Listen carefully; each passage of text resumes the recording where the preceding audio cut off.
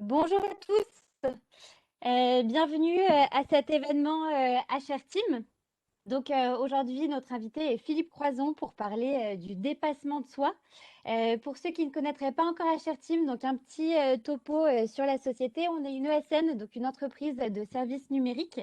On est présent sur tout le territoire national, mais aussi en Belgique. Donc on est environ 800 personnes qui sont dans plusieurs agences, donc à Paris, Lyon, Lille, Marseille. Depuis récemment, on est aussi présent à Bordeaux, Chambéry et Reims.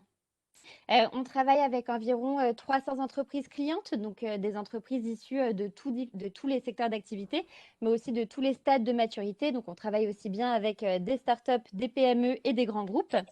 Donc, on organise assez régulièrement des événements qui mettent en avant des leaders du monde de la tech. Et aujourd'hui, pour la toute première fois, on a souhaité organiser un événement sur un thème plutôt psychologique, qui est donc le dépassement de soi et le tout est possible. Donc pour cet événement, on a la chance et le plaisir de recevoir Philippe Croison. Donc Philippe Croison, alors juste une petite précision, si vous voulez bien éteindre vos micros quand vous rentrez dans la réunion, ce serait parfait. Je suis désolée, comme ça, il n'y a pas de pollution sonore. Donc on a la chance de recevoir Philippe Croison. Philippe qui est un athlète qui, suite à un accident à l'âge de ses 26 ans, a perdu ses 4 membres et depuis réalise plein d'exploits sportifs. Il a notamment traversé la Manche à la nage. Il a participé au rallye raid le plus difficile du monde, donc le Dakar. Donc voilà, donc si vous souhaitez ne louper aucun de nos événements, abonnez-vous à notre page LinkedIn, donc HR Team Group, pour suivre aussi nos prochains événements. Donc, pour vous expliquer un petit peu le déroulé de cette soirée, donc je vais laisser la parole à Philippe qui parlera donc du dépassement de soi, du tout est possible et nous insufflera un discours positif et optimiste. Suite à ça, je poserai quelques petites questions à Philippe et après vous aurez donc la parole pour lui poser vos questions directement. Donc merci, je le reprécise de bien éteindre vos micros quand vous vous connectez, comme ça il y a pas trop de son. Donc voilà, Philippe, c'est à vous, je vous laisse la parole. Super, merci. Bonsoir à tous. J'espère que vous allez bien. Et on va vivre un moment de partage. Juste un moment de partage. Et je vais commencer par un petit mot. Un mot tout bête. Un mot auquel j'ai cru jusqu'à l'âge de 26 ans. Ce mot, c'est impossible. Combien de fois on vous a dit, c'est pas possible, tu peux pas faire ça? Combien de fois vous êtes dit vous-même, hé, mais c'est pas possible, je peux pas faire ça. Moi, ce mot impossible, j'ai cru jusqu'à l'âge de 26 ans, jusqu'au jour où j'ai eu un accident. Et là, j'ai compris que l'impossible n'existait pas, que l'impossible, c'était juste nous. C'est quoi nos rêves, c'est quoi nos envies, c'est quoi nos objectifs? Mais ça, l'impossible, je vais y revenir après. Et vous savez, après avoir traversé la Manche à la nage, fort de ce succès, je voulais pas me séparer de mon équipe et j'ai regardé la map monde et j'ai vu qu'on pouvait relier les 5 continents à la nage. Et je me suis dit, je vais le faire avec un camarade. Je voulais plus le faire tout seul. Je voulais un autre message, un message fort. Un nageur valide, un nageur handicapé, tous les deux, main dans le bras. On s'est dit, tiens, on va relier les 5 continents à la nage. Et fort de ma traversée de la Manche, j'étais voir les chaînes de télévision. Je dis, hey, vous voulez bien faire un documentaire avec moi? On va relier les 5 continents. Ça va être une aventure humaine de fou. Et vous savez ce qu'ils m'ont répondu, les chaînes de télévision? Que ce soit TF1, France Télévisions ou M6? Ils m'ont dit quoi? Un mec comme toi en prime time à 20h50? Un mec qui a pas de bras et pas de jambes? Non, mais laisse tomber, c'est anxiogène. Personne ne va regarder, mon gars, t'es malade ou quoi? Alors, je ne me suis pas découragé. Je suis parti avec mon caméraman, Robert Iseli, avec qui on avait fait un premier film qui s'appelle La vie à bras-le-corps. On est parti en Papouasie-Nouvelle-Guinée. On a vécu avec les Papous environ pendant 3 semaines. Et le jour où on s'est jeté à l'eau, il y a un Papou qui s'est jeté à l'eau avec nous. 7 ans de pas. Sauf que le problème, c'est que le Papou, il savait pas nager.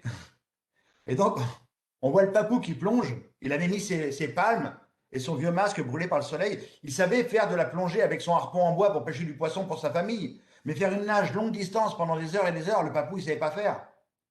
Et on voit le papou qui plonge. Et il regarde Arnaud par en dessous comment il nage. Remonte à la surface, commence à tirer les bras. Replonge.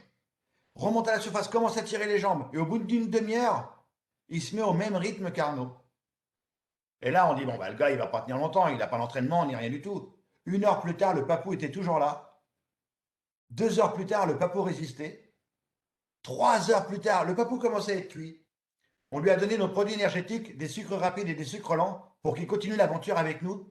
Et quand on est arrivé en Indonésie, 7h35 plus tard, il y avait un nageur valide, un nageur handicapé et un papou. Extraordinaire, non? Rien que par la volonté, ce monsieur, il a été avec nous jusqu'au bout. Il a été en Indonésie. On a envoyé ses premières images à France Télévisions. Et vous allez voir qu'il y a un coup du destin dans mon parcours. Georges Pernou de Thalassa voit ses premières images. Et nous, déjà, on est parti pour traverser la mer Rouge, relier l'Afrique à l'Asie, entre l'Égypte et la Jordanie. Et là, en plein milieu de la traversée, il y a notre chef d'expédition qui nous dit: hé les gars, il y a Thalassa qui veut un documentaire. Moi, tout heureux, j'imaginais un 26 minutes, j'aurais été l'homme le plus heureux du monde déjà. Ou alors, si le Père Noël était passé, un 52 minutes. Et là, notre chef d'expédition continue sa phrase, il dit: Thalassa veut un documentaire. Et ils veulent un 110 minutes. Ce sera le premier 110 minutes de l'histoire de la télévision. Sur Thalassa, il est passé le 30 novembre 2012 et on a fait 3 millions de téléspectateurs. Ça veut bien dire que tout est possible, non? Alors, je ne sais pas si on peut balancer. Tu as la bande-annonce de la Jola des frontières? Oui, alors, on Eh la met bien, tout si de tu suite. peux la mettre, comme ça, tout le monde va voir un petit peu en 3 minutes ce que ça représente ces 110 minutes. Louise, tu peux la lancer? Ouais, pas de souci, je lance ça tout de suite. Voilà.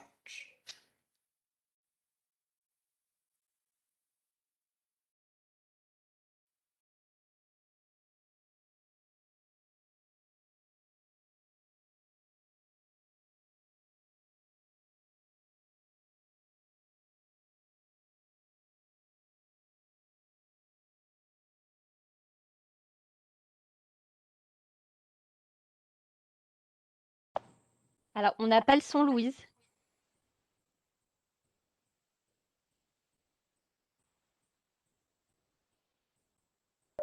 Attends, je vais ouvrir mon micro.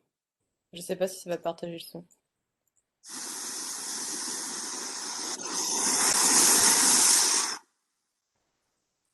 Regardez, je suis une personne handicapée. C'est dur, hein. Mais dans quelques instants, vous allez oublier. Je serai plus une personne handicapée pour vous. Je serai Philippe Croison. Au début, vous êtes choqués, vous allez voir quelqu'un qui n'a pas de bras et pas de jambes. Mais après, vous ne verrez plus. Et vous allez voir une aventure. Une belle aventure.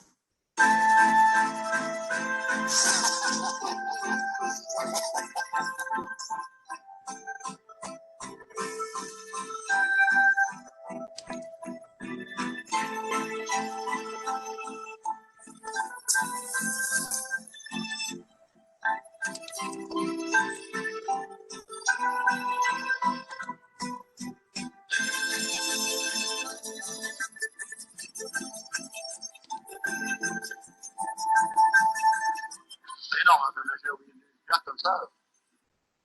Tu vois bien qu'on est deux malades quand même.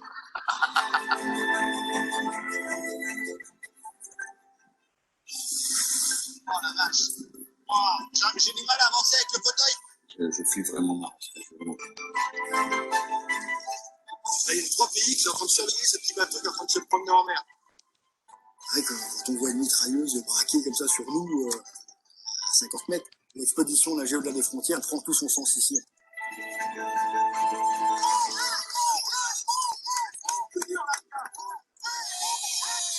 Allez, Philippe! Tous les deux, on relie les 5 continents à la nage. Malgré nos différences de religion, de politique, de couleur de peau, même de handicap, on est tous pareils. C'est un bon message, frère. Ouais, voilà, j'ai plus de bras et je vois le tatouage sur son bras, quoi. Tu prends une grosse claque. L'histoire, en une fraction de seconde, rien qu'en regardant son bras. La rencontre avec Félix, c'est vraiment une très bonne surprise. J'ai envie de tout donner pour lui. Et de lui dire, regarde, c'est pas grave. C'est pas grave. C'est pas grave ce qui nous est arrivé. On peut y arriver. On peut avoir une belle vie.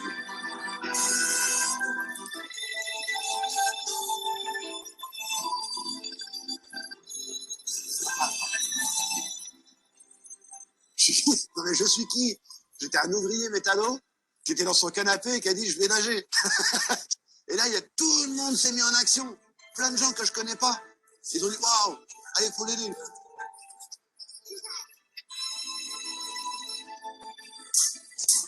qui a vraiment été heureux de cette année.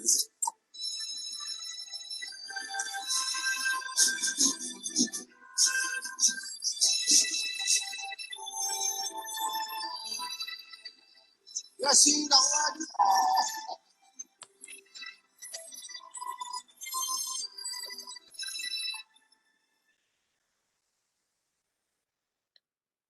Et voilà, nager au-delà des frontières.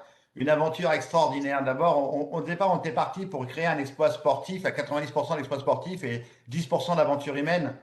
Et à la fin, quand on regarde le documentaire, c'est 10% d'exploit sportif et 90% d'aventure humaine. Enfin, c'était un truc de fou qu'on a vécu. Et on a terminé par le détroit de Bering dans une eau à 0 degré. Ça a été un peu chaud dans le froid. Mais avant d'en arriver là, avant de traverser la Manche, de relier les 5 continents ou d'être pilote sur le Dakar, ou pratiquer le saut en parachute, hein, ou même la plongée sous-marine, tout ce qui permet de me sentir vivant et surtout de continuer d'avancer avec une équipe. Tout a commencé pour moi le 5 mars 1994. Sans vouloir apporter au mien le meilleur, qui m'est arrivé le pire. J'avais un petit garçon, Jérémy, âgé de 7 ans. Un petit bébé allait arriver et la maison était trop petite, il a fallu déménager. Et sur le toit de ma maison, il y a une antenne de télévision. Et je me suis dit, je vais quand même pas laisser cette antenne sur le toit. Donc j'ai pris une échelle d'aluminium que j'ai plaquée contre le pignon de la maison. Vous voyez, c'est une grande maison tourangelle très très haute avec ses toits en ardoise bien pointus.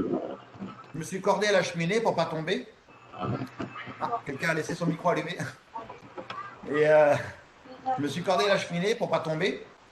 J'avais prévu toute la sécurité, j'avais bien vu la ligne électrique derrière, mais je me suis dit, ça passe, il n'y a pas de raison.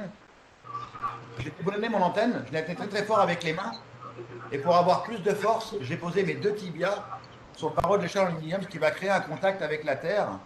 Et là, 20 000 volts vont traverser mon corps. Le courant est rentré par les mains et est ressorti par les tibias.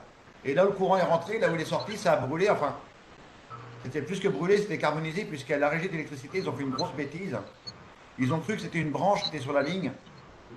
Et pour faire sauter la branche, ils ont coupé 3 fois le courant. Excusez-moi, quelqu'un a son micro d'allumé. Avec des enfants derrière, par exemple. C'est l'heure du goûter ou l'heure du repas. Alors, est-ce que vous pouvez bien tous, oui, éteindre vos micros, s'il vous plaît?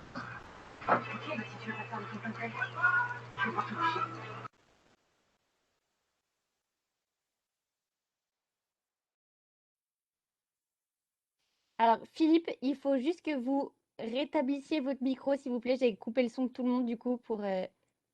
Ah, ok, Voilà, super. parfait. Génial.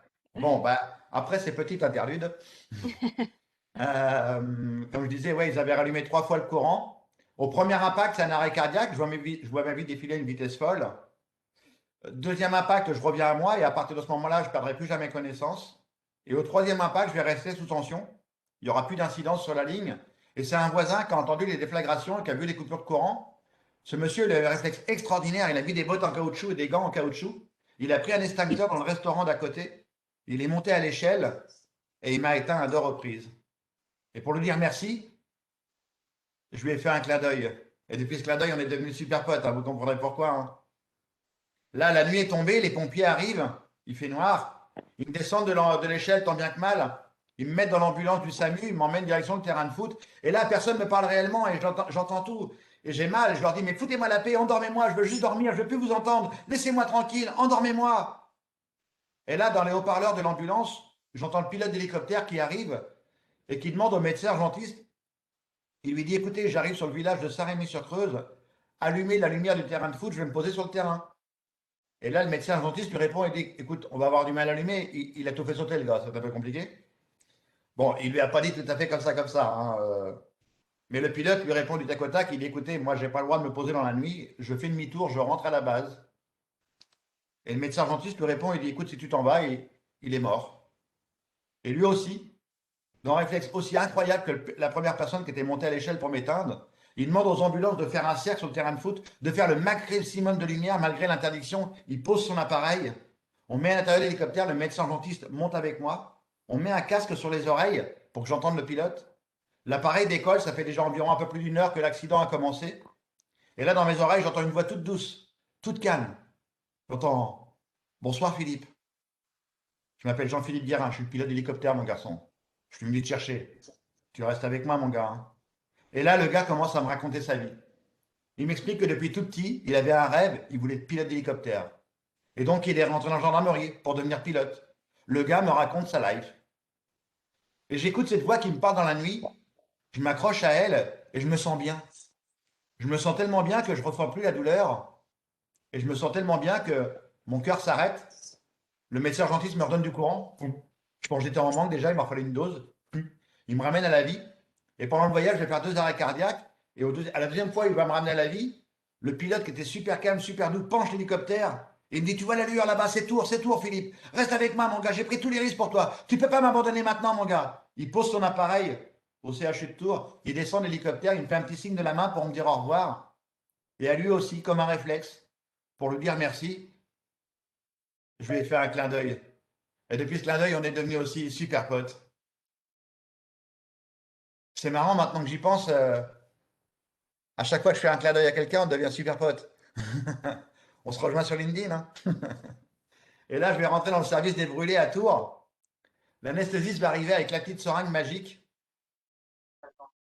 Et enfin, il va m'endormir. Enfin, c'est le soulagement. Et pourtant, ça va être que le début de l'enfer. Pas pour moi. Hein. Moi, je vais dormir. Ça va être pour mon père, ma mère, mon frère et mon épouse. C'est à eux que va revenir la décision. Un jour, on va leur dire, on est désolé, on ne peut pas sauver le bras droit. Quelques jours plus tard, on leur dira, le bras gauche, on aura tout tenté. Quelques semaines plus tard, on leur dira, la jambe droite, malheureusement, elle n'est pas viable. Imaginez pour un père, une mère, un frère ou une épouse de prendre cette décision horrible. Moi, j'ai une petite phase de réveil de quelques secondes la première nuit. J'en ai pas le souvenir. C'est ma mère qui m'a raconté cette anecdote. Est-ce qu'à ce moment-là, c'était un restant d'humour qui était ancré au plus profond de moi-même, où j'avais compris ce qui m'était arrivé et je voulais leur faire du bien, les rassurer? Maman me pose la question, elle me dit, ça va mon garçon? Et d'après eux, je lui ai eu le temps de répondre, je dis là, je crois que je suis cuit-cuit. Et je me suis endormi pour 2 mois. Et quand je me réveille au bout de 2 mois, effectivement, je me rends compte qu'il manque 2 bras, une jambe. Effectivement, je vais crier, je vais hurler, je vais pleurer. Mais il restait la jambe gauche. Alors je m'accroche à elle comme une sorte de bouée de secours. C'est peut-être mon côté très optimiste. D'ailleurs, il y a un journal économique en France qui m'a élu l'homme le plus optimiste de l'année 2017 dans la catégorie électron libre. J'ai trouvé ça sympa. Après, ils m'ont dit, oh pardon, on ne l'a pas fait exprès. Et donc, je m'accroche à cette jambe. Et quelques jours plus tard, une délégation de médecins rentre dans ma chambre, on défait les bandages. Et là, je vois mon tibia et sur mon tibia, une petite pointe noire. Et on m'explique que la moelle osseuse est brûlée et que malheureusement, on ne pourra pas sauver ma dernière jambe. Et là, je vais m'effondrer, je vais même demander pardon à la mort. J'ai lutté contre toi le jour de l'accident, mais tu ne peux pas me laisser là aujourd'hui. Quelle va être ma vie sans bras et sans jambes? Est-ce que je peux imaginer avoir une vie sans bras et sans jambes? J'ai vécu pendant 26 ans avec des bras et des jambes. Alors j'ai un réflexe humain normal, c'est de vouloir partir. Vous savez, quand vous rentrez dans l'univers du handicap, ou qu'il vous arrive une tuile, hein, n'importe laquelle, le coronavirus, vous savez, vous avez 5 phases à franchir. 5 phases obligatoires pour vous reconstruire. La première, je crois que je viens de l'expliquer un petit peu, c'est la négation. On refuse ce qui nous arrive. On refuse la sanction. On refuse la punition. Vous savez, avec les fameux pourquoi? Pourquoi ceci? Pourquoi cela? Pourquoi? Il n'y a pas de réponse au pourquoi. Les pourquoi, ils sont là pour vous harceler, pour vous piquer, pour essayer de vous reconstruire un petit peu. Après, vous avez la fameuse phase de négociation. Rappelez-vous, quand le coronavirus était là, vous avez aussi dit, ah mais non, c'est pas possible, c'est pas pour nous, enfin pas la France, quoi. On a essayé de négocier. Non mais attends, je peux quand même aller chercher ma baguette. Je peux quand même sortir un petit peu. Ben moi, ma négociation, c'était entre vivre ou mourir. J'avais un choix à faire. Après arrive la fameuse phase de dépression, puis la terrible phase de colère et la phase du retour à la vie, l'acceptation. Les 5 phases que je viens de vous expliquer, il n'y a pas d'ordre prédéfini. Et surtout, il n'y a pas de durée de temps prédéfinie. Une phase peut durer un jour, une semaine, un mois, un an, ou toute la vie. On peut rester bloqué sur une phase toute sa vie si on n'a pas une épaule avec qui pleurer, avec qui crier, quelqu'un avec qui communiquer, expliquer ce que l'on ressent. Et surtout, les 5 phases que je viens de vous expliquer, ça part forcément dans ce sens-là. Vous voyez, par exemple, négation, négociation, acceptation. On peut arriver sur la phase de dépression et repartir d'un seul coup, on ne sait pas pourquoi, sur la phase de négociation ou sur la phase de déni. Voilà, c'est vraiment un yo-yo dans tous les sens, ces fameuses 5 phases. jusqu'à temps qu'on s'en sorte. Moi, pour m'en sortir, il m'a fallu 7 ans. Ma phase de colère, par exemple, est arrivée seulement 7 ans après mon accident. Mais ça, j'y reviendrai tout à l'heure. Et donc, je suis sur un milieu stérile, j'ai pas envie de vivre, et tout le monde a tenté sa chance pour essayer de me ramener à la vie. Mon père a tenté sa chance, je ne l'ai pas entendu. Ma mère, rien n'y faisait. Mon frère, mon épouse, je ne les entendais pas, je voulais juste mourir. Même ma grand-mère, si je suis là aujourd'hui, je le dois aussi à une personne, c'est ma grand-mère. Ma grand-mère m'a élevé aussi quand j'étais petit. Et elle est venue derrière la vitre stérile, elle m'a dit: Allez, mon petit garçon, je te ferai des fromages blancs, puis des bananes écrasées, comme quand tu étais petit. Je ne l'ai pas entendu. Et c'est un oncle de mon ex-femme qui est venu tenter sa chance, lui aussi, avec sa petite phrase anodine, et qui me dit: Écoute, Philippe, moi j'ai perdu mon papa très jeune. Toi, tu es encore vivant, mon garçon. Pense à Jérémie. Et il continue sa phrase, il me dit: Pense aussi à Grégory. Parce que mon petit bébé, il est né 2 mois après l'accident. Quand je suis arrivé au monde en même. Ben, mon petit bébé, il est arrivé au monde en même temps que moi, quand je suis revenu au monde. Et là, il va voir la phrase, Jackie, il va me dire: Écoute, tu crois pas que ce serait bien que tu sois là pour les guider sur le chemin de la vie, tes 2 garçons? Et pour moi, c'était un coup de jus, mais virtuel cette fois-ci. Et à partir de ce moment-là, j'ai décidé de vivre.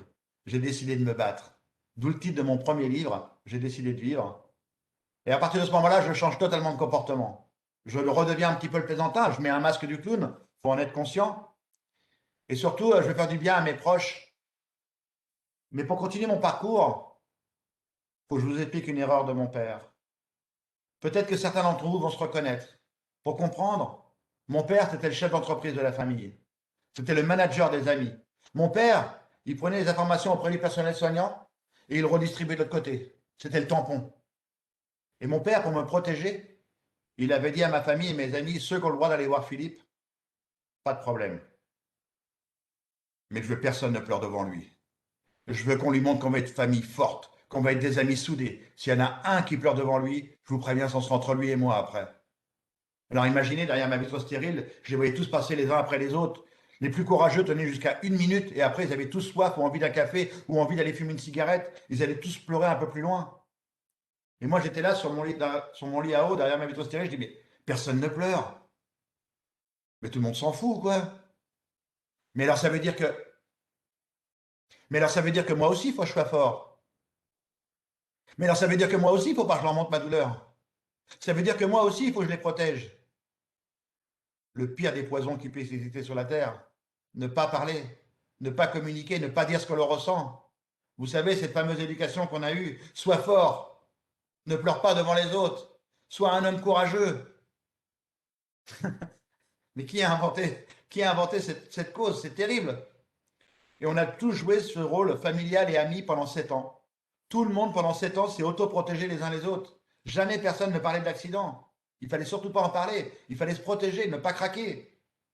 Je vais rester dans ce milieu stérile à peu près 3 mois.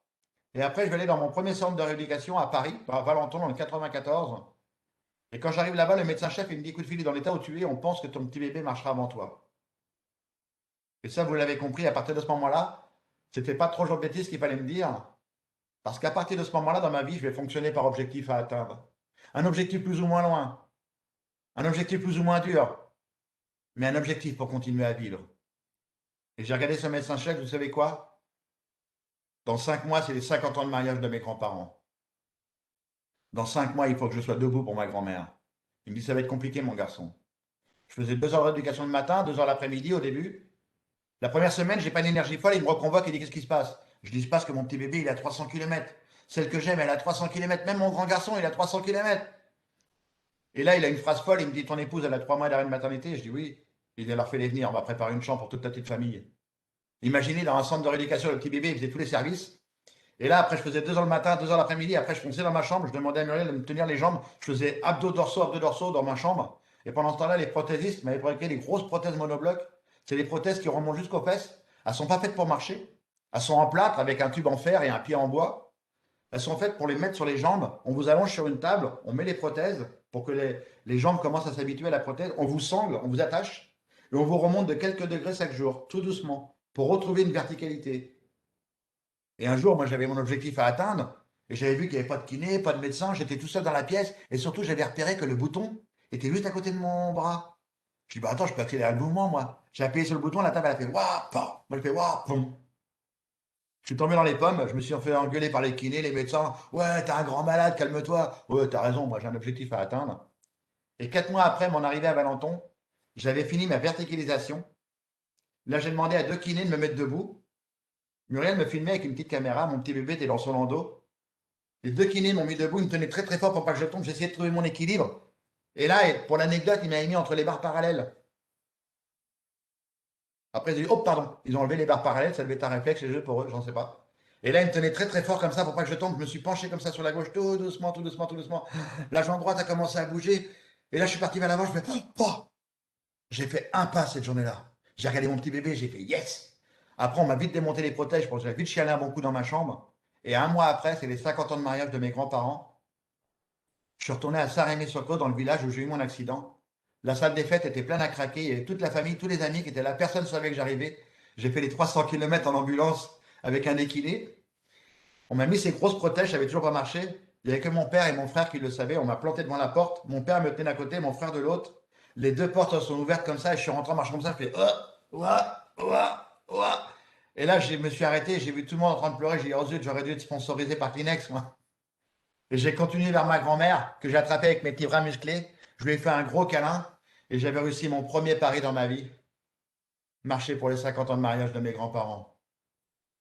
Tout est possible, mais vraiment tout. Et c'est à ce moment-là que j'ai compris que l'impossible n'existait pas.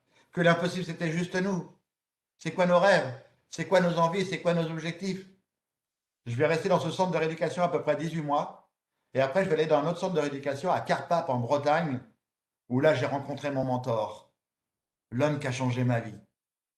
L'homme qui a changé mon regard. Pour être honnête, j'avais peur.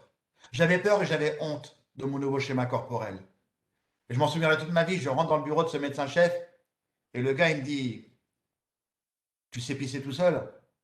Je fais, waouh. Je dis, on se dit pas bonjour d'abord, enfin une phrase quoi. Bonjour, tu sais pisser tout seul. Enfin une phrase normale quoi.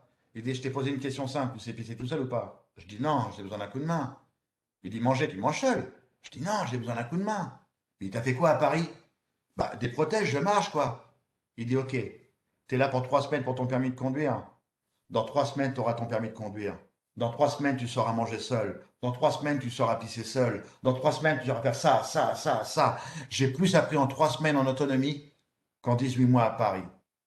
Et dans son bureau, il y avait une porte où il y avait marqué interdit. Il m'a regardé, il m'a dit, va l'ouvrir. Et moi qui étais encore tout timide à l'époque, je lui dis, mais pourquoi voulez-vous cette porte? C'est quoi l'intérêt? C'est quoi le but? Et là, il a continué sa phrase, il dit, parce que pour toi, mon garçon, aujourd'hui, rien n'est interdit, mon gars. Ose, tente ta chance, ouvre-les les portes. Et malheureux surtout, attends pas que les gens viennent vers toi. Va les chercher, demande-leur un coup de main.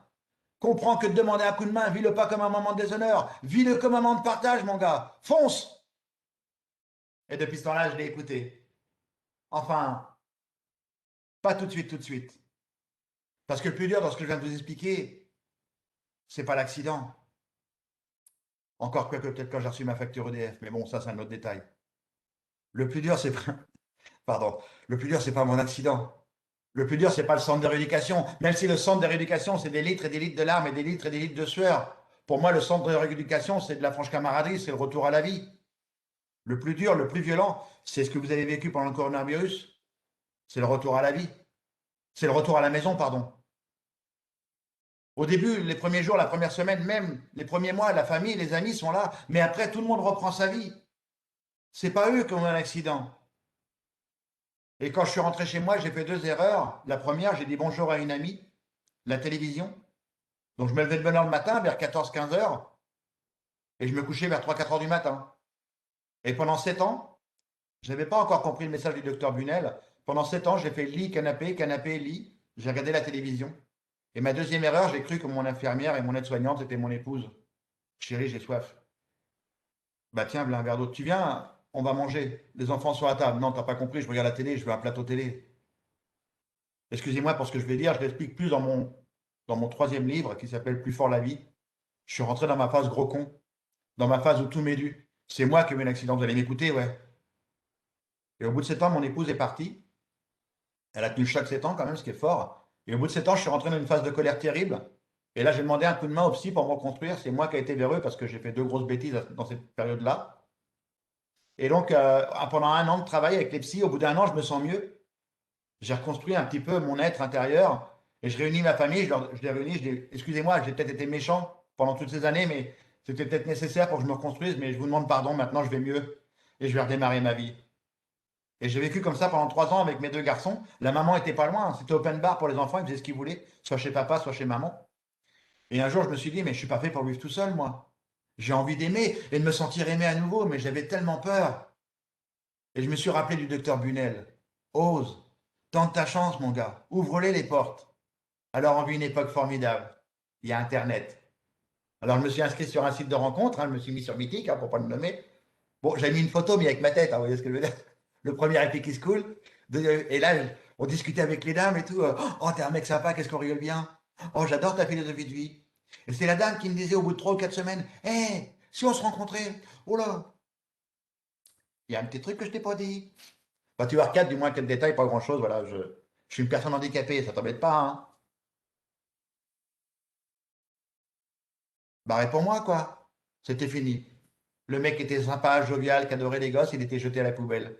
Il rentrait pas dans la case. En même temps, je comprends, peut-être qu'à un moment donné, peut-être qu'elle était aussi énervée que je lui ai pas dit dès le début, que j'ai attendu 3 ou 4 semaines pour le dire, mais j'avais tellement le truc à mettre à zéro. Et ça faisait quand même plusieurs mois que je me ramassais râteau sur râteau. Je désespérais pas parce que tout est possible. Donc je me dis que je vais bien rencontrer l'amour un jour. Et vous savez, sur ces sites de rencontres, ce qui est assez extraordinaire, c'est qu'on choisit ce qu'on veut. Il y a des cases. Alors, blonde, ok, d'accord, forte, non, ça j'étais pris, ça. Deux bras, je coche, ça peut être utile, on sait jamais.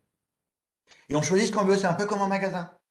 Et là, j'ai vu passer une fiche, mais alors, tout le contraire de ce que je recherchais. Je me suis dit, bon, m'intéresse pas trop. Bon, je vais y envoyer quand même un petit message, on sait jamais, hein, sur un malentendu. Ça faisait quand même 3 ans, j'avais la dalle. C'est moche. Ouais, pardon, c'est moche. Non, non, pardon. Et, et vu que la fiche m'intéressait pas trop, je lui ai dit, écoute, comme tu le vois sur la photo, j'ai les cheveux dans le vent, mais le vent était trop fort, je ne les ai pas retrouvés. Je dis, mon gars, si elle répond à ça, t'es le roi du monde, t'es un champion. Et elle m'a répondu par un message aussi stupide, elle m'a dit, écoute, si le vent souffle vers moi, je te les ramène. Ah, je dis, ça a marché.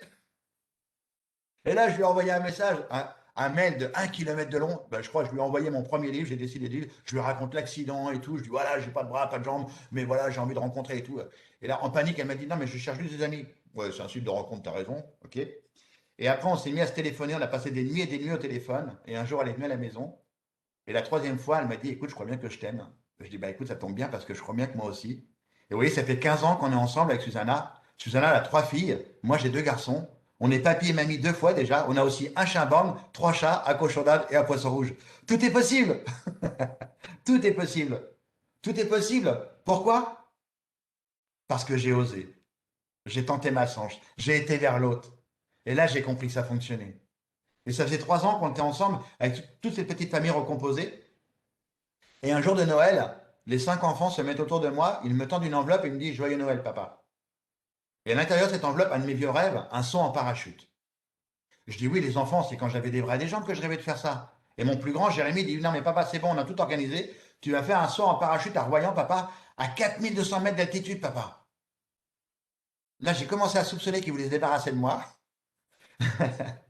J'ai été faire le saut en parachute. C'était ma première grosse bêtise que j'allais faire. Et là, il y a plein de journalistes qui sont venus à l'époque. Il y avait Jean-Luc Delarue, il y avait France 3, il y avait plein de chaînes de télé, les radios, la presse écrite. En même temps, c'était facile de ne pas venir les journalistes parce que c'était, comment dirais-je, la première fois qu'on voyait un poulet prêt à cuire sauter d'un avion. Ah, ouais, je sais, celle-là, elle n'est pas terrible, mais je la place quand même. Et après ce saut en parachute, il y a une journaliste de France 3 qui est venue me voir qui m'a dit Philippe, Croison, vous avez fait un saut en parachute. C'est génial. C'est quoi votre prochain rêve? C'est quoi votre prochain objectif? Et quand cette journaliste de France 3 me pose la question, je me souviens d'une chose que j'avais vue sur mon lit d'hôpital, quand je me suis réveillé 2 mois après mon accident, que j'avais décidé de vivre pour mes 2 garçons et pour moi. 2 mois après mon accident, un vendredi soir, j'ai demandé à une infirmière d'allumer la télévision. 2 mois après mon accident, un vendredi soir, j'ai demandé à une infirmière d'allumer France 3. 2 mois après mon accident, j'ai regardé Thalassa. Il est passé où nager au-delà des frontières 16 ans plus tard? Le documentaire des 5 continents sur Thalassa, c'est incroyable le destin, non? Et quand je regarde Thalassa, je vois une jeune fille traverser la Manche à la nage. Marion Hans, c'est la deuxième Française à réussir la traversée de la Manche depuis 1875. Elle avait fait une première tentative à l'âge de 16 ans, elle avait échoué. Elle était revenue 1 an après, cette gamine, pour réaliser son rêve, traverser la Manche à la nage. Et moi, je suis sur mon lit d'hôpital. Je ne connais pas encore le phénomène du dépassement de soi. Je n'ai pas encore été en centre de rééducation. Et je vois cette fille qui se bat contre les éléments et son équipe qui l'encourage. Allez, Marion, tu vas y arriver cette fois-ci. Nage, Marion, nage, on est avec toi, ma fille. Et moi, je suis capté par les images. Je pense qu'à ce moment-là, j'ai juste oublié. J'ai juste oublié qu'on m'avait enlevé mes bras et mes jambes. Je regarde la télévision, je fais waouh! Pourquoi pas moi un jour? Pourquoi moi je ne traverserais pas la Manche à la nage? Ça y est, c'est rentré dans ma petite tête. Et en même temps, c'est pas un truc qui me harcelait, hein. J'en ai parlé de temps en temps à ma famille et mes amis. C'est pas un truc. Je me souviens une fois, je l'avais dit à mon père. On était à Noirmoutier en Vendée, sur le port de l'Herbaudière. Je regardais l'île du Pilier au large, j'étais dans mon fauteuil électrique, j'ai dit: hé papa, un jour je vais traverser la Manche à la nage, papa. Et mon père, il m'a pas répondu cette journée-là. Mais j'ai vu dans ses yeux, il s'est dit: oh merde, il n'a pas que les bras et les jambes qui ont cramé lui. Il doit y avoir un court-circuit. Qu'est-ce qu'il est en train de me dire? Allez, viens, mon fils, on rentre. Alors, quand ces journalistes de France 3 me posent la question 12 ans plus tard, ben, je lui dis: ben, peut-être qu'un jour je traverserai la Manche à la nage. Et un bon journaliste qui se respecte, elle me dit: si un jour vous le faites, vous me le dites, hein. Oui, bien sûr. Allez, au revoir, hein. Et je rejoins ma famille et mes amis et Susanna, et je leur dis même pas où j'ai dit ça à ces journalistes. J'avais lancé une bouteille à la mer. Et un jour, cette même journaliste me rappelle. Elle me dit: voilà, Philippe Croison, je vous ai rencontré au terrain d'aviation quand quand vous avez fait votre saut en parachute, et j'aimerais vous inviter au plateau du 19-20 de France 3. Je dis: ah bon, la télévision? Mais j'ai jamais fait télé de ma vie, moi, c'est quoi l'intérêt? C'est quoi le but? Elle dit: voilà, il y a le président de la République, Nicolas Sarkozy, qui va faire un discours sur le handicap, et on aimerait quelqu'un de lambda pour agir au discours du président de la République. Je dis: bon, j'ai jamais fait télé de ma vie, on verra bien. Je vais au 19-20 de France 3 pour comprendre ce qui va se passer maintenant. Mon mode de fonctionnement aujourd'hui dans ma vie, c'est: j'ai d'abord une idée, ensuite je prends les informations, j'ai peur, mais c'est trop tard. L'aventure est lancée. Alors que beaucoup trop de gens, malheureusement, ont des rêves, des envies, des objectifs, mais tout de suite, en deuxième position, ils vont se faire peur, en se posant la mauvaise question: qu'est-ce que je risque? Où est-ce que je vais? C'est fini. Ils viennent de s'enlever 80% de chance d'y aller, juste en se faisant peur en deuxième position. Et donc, je suis sur le plateau télé, et là, journaliste, je réagis au discours au président de la République, tant bien que mal, et à la fin de l'interview, la journaliste me regarde. Celle que j'avais vue sur le terrain d'aviation avait passé une information à sa collègue sur le plateau télé, mais apparemment pas une bonne information, et en plein direct à la télévision, la journaliste me regarde et me dit: alors comme ça, Philippe Croison, vous allez traverser la Manche à la nage, hein? Et là, mon cerveau, il fait foum, foum, foum. Il n'a qu'une hâte, il veut se barrer. Et il y a un vieux tiroir qui s'est ouvert, plein de toiles d'araignée, plein de poussière. Mon rêve qui était enfoui, il y a un mot qui est sorti de là-dedans sans que je le contrôle. Et en plein direct à la télévision, j'ai fait: oui. Je dis: quoi? Tu viens de dire oui, mais t'es dingue. Et là, je pars d'un délire total. Je dis: oui, d'ailleurs, les ingénieurs travaillent sur les prothèses.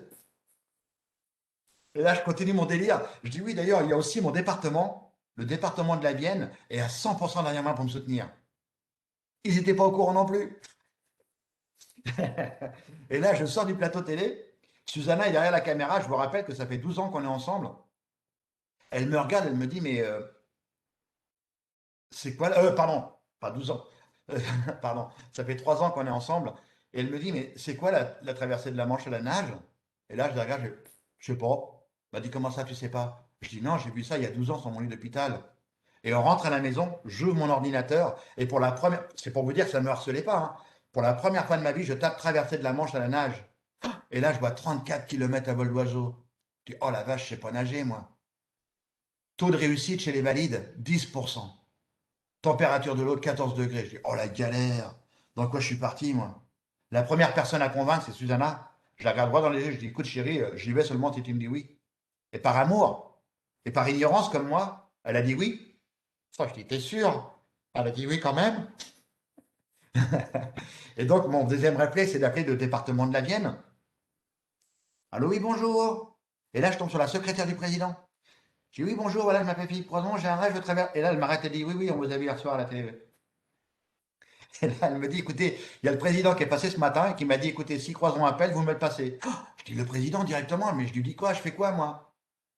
Et vous savez, on peut critiquer les hommes et les femmes politiques autant qu'on en veut. Il paraît qu'on a le droit. Mais il y en a qui font vraiment le job, les politiques de terrain. Et je parle de lui comme ça, du président Berthaud. Il a arrêté sa carrière il y a très longtemps maintenant parce qu'il était très fatigué, très âgé. Je parle de lui comme ça parce que c'était une rencontre extraordinaire, comme une sorte d'histoire d'amour. Et je l'ai au bout du téléphone. Je dis, ouais, bonjour président, voilà, j'ai pas de bras, j'ai pas de jambes, je traverse la Manche à nage, faut que je trouve des ingénieurs, des prothésistes, ça va coûter un peu d'argent. Vous croyez que mon département peut m'aider? Et après un petit moment de silence comme celui-ci, j'ai entendu, bah écoutez, je pense qu'on n'a pas trop le choix. Et c'est comme ça que mon département est rentré dans l'aventure. Fort de ce succès, je vais voir l'élu au sport de ma ville, Châtellerault. Je rentre dans son bureau, je ne le connaissais pas. J'avais 40 ans à ce moment-là, j'étais gras comme un lardon. Je me rappelle que j'avais vécu pendant plus de 10 ans dans mon canapé à regarder la télévision. Et je rentre dans son bureau, il me dit, t'as besoin de quoi? Je dis, bah, un accès à la piscine, déjà, ça peut être bien. Il dit, ok, accès à la piscine limité. Moi, tout content, je commence à repartir. Il dit, tu vas où? Bah, je dis, je vais voir mon prothésiste, ça y est, il va fabriquer des prothèses de nage, je vais traverser la Manche à la nage, quoi. Il dit, d'accord, mais il dit, ton équipe, c'est qui, c'est quoi? Je vous dis, un petit lapin de 6 semaines qui connaissait absolument rien au sport. J'avais jamais fait sport de ma vie. Il dit, mais un entraîneur. Tu voudrais pas l'entraîneur? Parce que ça peut être bien l'entraîneur quand même. Ah, je dis, ouais, un entraîneur, ça va être motivant, ça doit être vraiment bien quand même. Ben, il m'a trouvé un entraîneur. Vous connaissez Philippe Lucas? Ben, j'ai eu le même, mais en fille. Valérie Carbonel.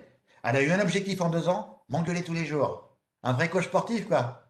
Donc il y a Susanna, Valérie, mon département, ma ville, ça va à une vitesse incroyable. Et là, je vais voir mon prothésiste, je dis vite, fabrique-moi des prothèses de nage, ça y est, je vais traverser la Manche à nage. Et là, elle me dit, mais Philippe, on n'a jamais fabriqué des prothèses de nage. Ben, c'est pas grave, tu me fais une emboîture, tu me mets un pied à l'envers, tu me mets une palme au bout, ça y est, ça fait une prothèse de nage. Il m'a fabriqué des prothèses très très vite. Trop, trop vite. 3 kilos par jambe. Avec de la mousse exportée à l'intérieur, 2 pommes Décathlon au bout, enfin 2 grosses cochonneries. Et ça, pour me fabriquer ça, il a mis 1 mois et demi pour me fabriquer ces 2 cochonneries-là. Et pendant 1 mois, je continue à monter mon équipe pendant 1 mois et demi. Donc, je trouve l'ancien kiné de l'équipe de France de football de 98, Bruno Klein, qui est dans ma région. Je l'appelle et le gars, il ne me croyait pas trop, donc je vais à son bureau et je vais le voir. Et le gars, quand je rentre dans son bureau, il sort en courant et il essaie de voir s'il n'y a pas des caméras cachées, s'il n'y a pas des trucs qui sont là pour voir si c'est pas une blague, quoi. Et, et je dis non, non, je vais pas vraiment traverser la Manche à nage et j'ai besoin de toi, quoi. Et donc il dit oui. Donc il rentre dans l'aventure. Et après, je trouve un préparateur physique. J'appelle Arnaud Chassery et Jacques Tuzet, 2 nageurs longue distance français qui avaient réussi la traversée de la Manche. Je les intègre dans l'équipe.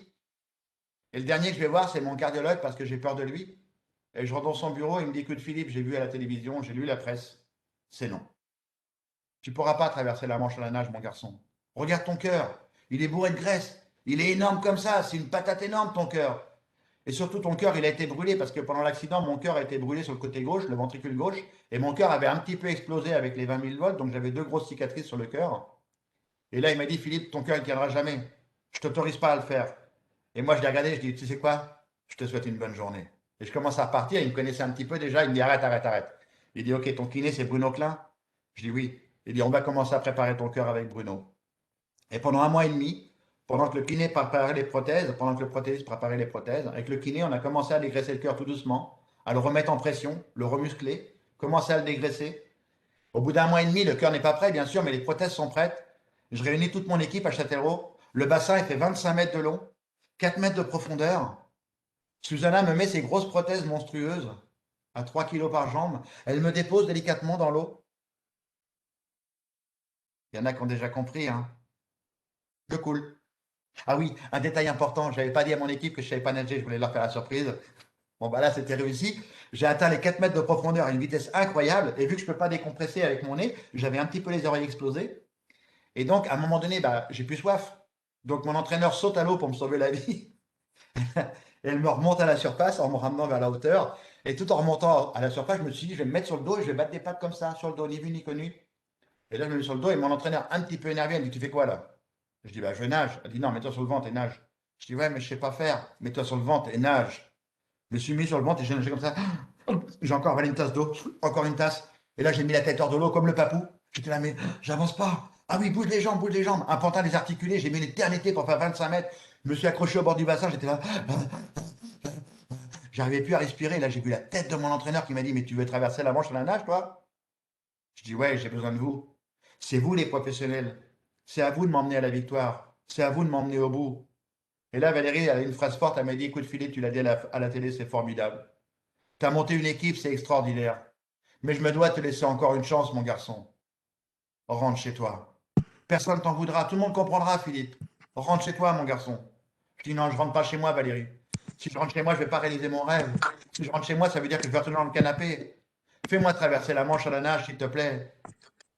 Et là, mon équipe, moi qui connaissais rien au sport, elle m'a dit, tu veux traverser dans combien de temps? Je dis, ben, dans un an. Je réserve mon bateau et dans un an, on traverse la Manche à la nage.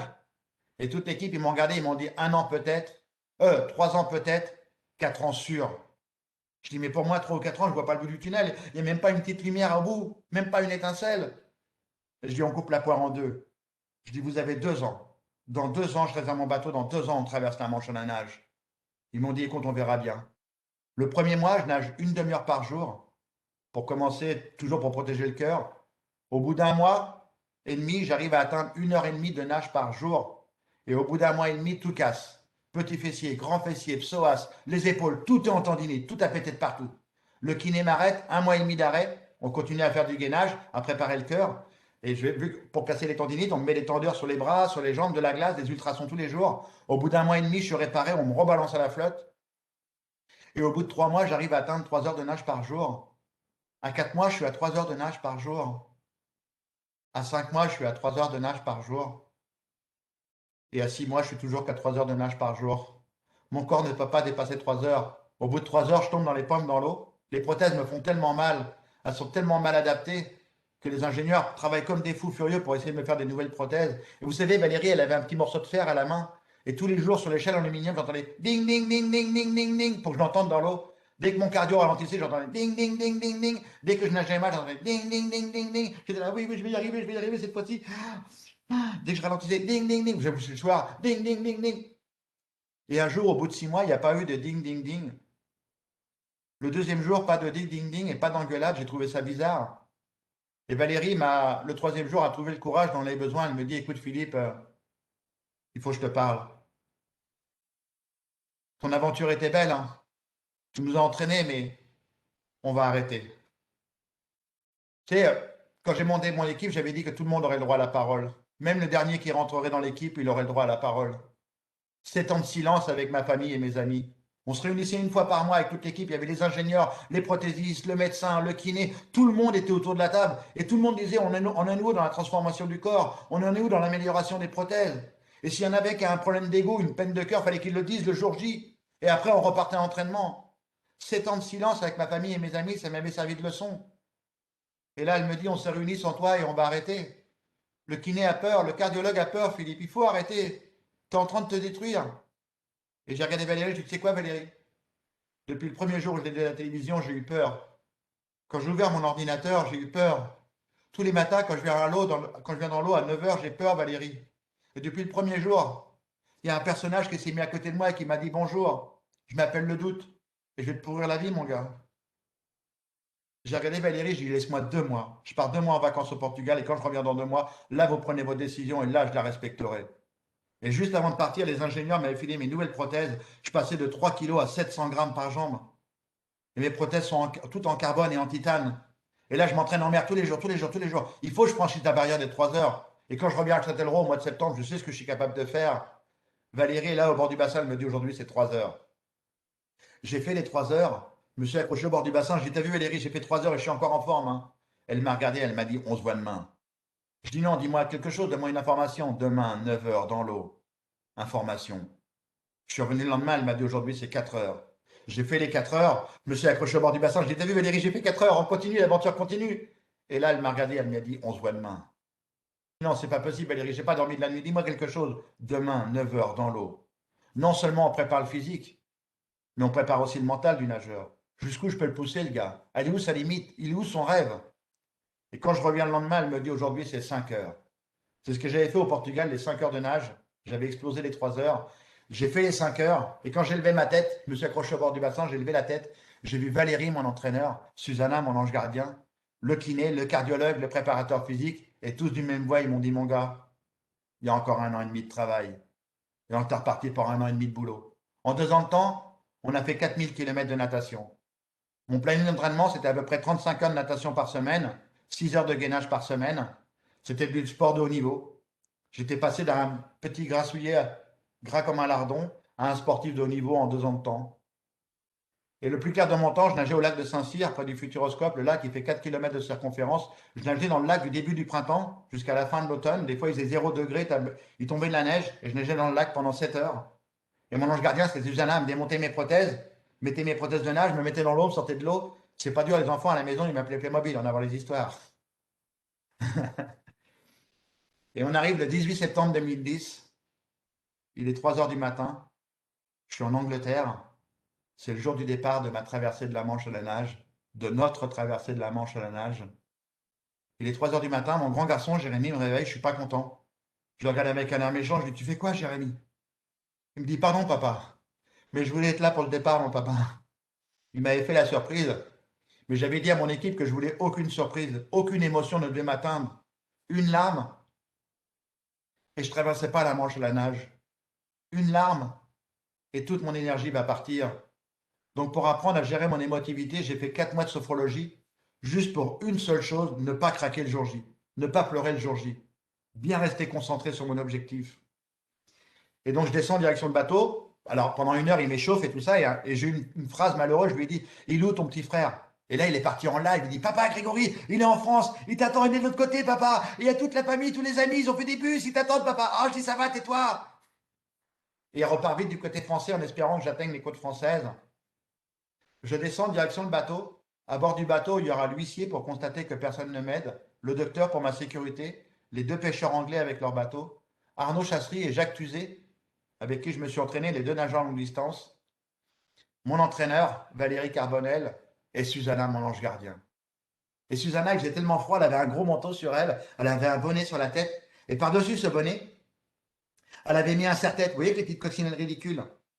Pourquoi elle avait mis un serre-tête? Parce que c'était un code entre elle et moi, parce qu'elle n'avait pas le droit de me parler pendant toute la traversée, pour pas que je craque. Pourquoi c'était un code entre elle et moi? Parce que les 2 seuls dieux à bord du bateau, c'était l'huissier et le docteur. Si l'un ou l'autre disait stop, c'est trop dangereux, on arrête, même mon entraîneur n'avait pas le droit à la parole. C'était les 2 garde-fous. Et donc à chaque fois que je ravitaillais, toutes les 30 minutes, 30 secondes de ravitaillement, boire et faire pipi en même temps, ça aussi c'est un entraînement, j'en suis sûr qu'il y en a qui vont essayer. À chaque fois que je ravitaillais, je regardais Susanna voir si elle avait le serre-tête, voir s'il n'y avait pas de problème à bord du bateau. On se dirige vers la plage de Sampire Haut. Si vous êtes du côté français, vous voyez ces grandes falaises blanches, pile entre Douve et Folkestone, vous verrez une immense antenne. On la voit très très bien par temps clair. Et bien en bas de cette antenne, c'est la plage de Sampire Haut. C'est la plage où partent tous les nageurs du monde entier qui viennent tenter leur chance pour traverser la Manche à la nage. Quand je vous dis tous les nageurs du monde entier, c'est environ entre 500 et 700 personnes par an, pendant 4 mois, qui viennent tenter leur chance. La Manche, c'est l'Everest de la natation. Il n'y a pas plus dur en nage longue distance sur la planète.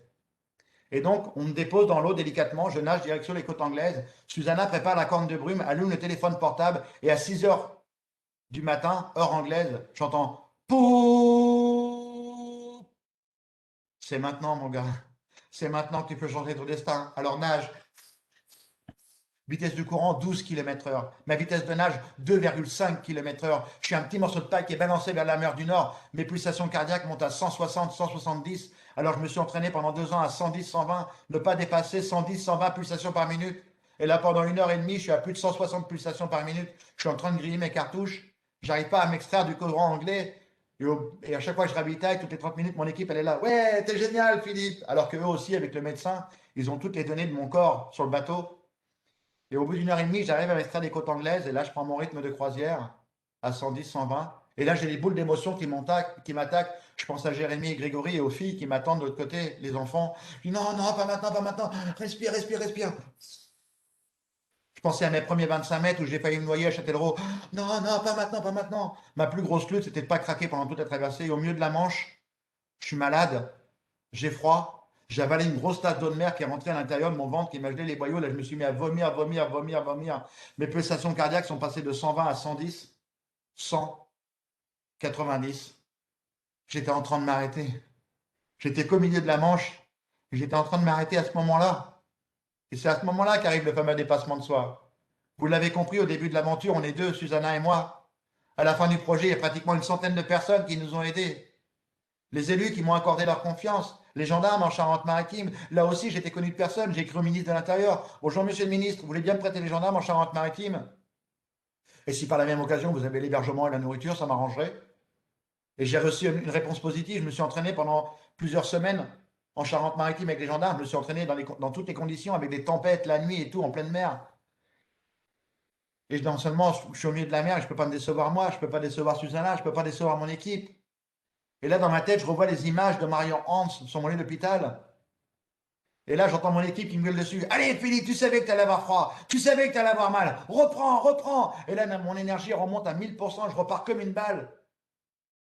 Et là, ça fait 13 heures que je nage. La nuit est tombée, nuit noire sans lune. La tempête arrive. On savait qu'on a une fenêtre météo très, très courte. Et au bout de 13 heures, la tempête arrive. Les vagues deviennent de plus en plus grosses. J'arrive à mon dernier ravitaillement. Je ne savais pas, c'était mon dernier ravitaillement. Et comme d'habitude, je regarde Susanna. Et elle a plus le serre-tête. Elle a plus les deux petites coccinelles qui se battent en duel. Et là, je comprends qu'il y a un drame qui est en train de se jouer à bord du bateau. Et mon entraîneur, Valérie, elle me crie très très fort dessus. Elle me dit, Philippe, reviens, reviens. C'est fini, c'est trop tard. On va te repêcher, on va te repêcher. Et moi, je hurle dans la mer. Je dis, qu'est-ce qui est fini, Valérie? Qu'est-ce qui est fini? Elle me dit le mot que je ne voulais pas entendre. Pour ceux qui connaissent le nord de la France, entre le Cap Blanc-Nez et le Cap Griné, j'ai une fenêtre d'arrivée de 20 km de long. 20 km de plage pour que j'arrive. La tempête, la marée a décidé de m'emmener où? En plein sur la falaise, en pleine nuit noire, en pleine tempête, en plein dans les roches. Et là, Valérie, elle me dit, mais t'arrives dans la tempête, t'arrives sur les roches, Philippe, c'est trop dangereux, faut que tu reviennes. Je venais de nager 38 km. J'étais à 800 mètres des côtes françaises, à 800 mètres de mon changement de regard, de mon changement d'objet, de mon changement de vie. Et là, Valérie, elle comprend qu'elle ne peut pas m'arrêter. Elle me dit, alors nage le plus vite possible, nage le plus vite possible. Jacques se jette à l'eau, Arnaud se jette à l'eau, les deux nagent en longue distance, un à ma droite, un à ma gauche.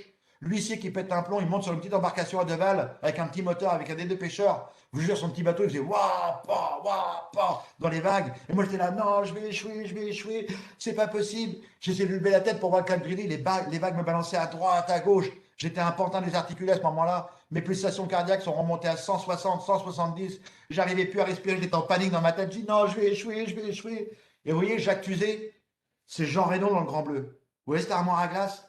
En un mouvement de bras dans la mer, ce mec-là, il vous raconte sa vie. Vas-y, Philippe, plus vite, reviens vers moi, gauche, fonce. Poum. Il replonge dans les vagues. Moi, j'étais là, non. Et au bout de 26 minutes, j'entends Jacques qui crie, Philippe, je suis sur un rocher. J'arrête de nager, la vague sortir, je me retourne, pouf. Mes fesses se posent sur une roche, et là, je pousse un hurlement comme j'ai jamais crié de ma vie. Je fais, Ouah! Et là, l'huissier entend le cri. Il allume sa grosse lampe torche, je fais, Ouah! Je suis rendu. Et là, je vous promets, j'avais rien pris d'hallucinogène. J'ai vu l'huissier qui a décollé vers le ciel. Sauf qu'il décollait pas vers le ciel, c'était une grosse vague monstrueuse qui a soulevé sa petite embarcation à deux balles qui fonçait droit sur moi dans la nuit noire. Et la vague m'a éclaté contre la falaise et dans les roches. Ce que je vous raconte là, après 13h26 minutes de nage, ça a duré 15 secondes maximum. Philippe, rocher! Bon, ouah, oh. Et là, le noir complet, la vague me propulse dans les roches, la combinaison se déchire, Jacques et Arnaud me rattrapent par le bout des palmes, in extremis, ils tirent un grand coup, ils disent vite, faut se barrer de là, c'est trop dangereux. J'étais tellement fatigué que je n'avais même pas compris que j'avais fini la traversée de la Manche à la nage. Et ce que je vais vous raconter là, mesdames, messieurs, pour finir, c'était tellement le coup du destin ou le coup du grand n'importe quoi, j'en sais rien.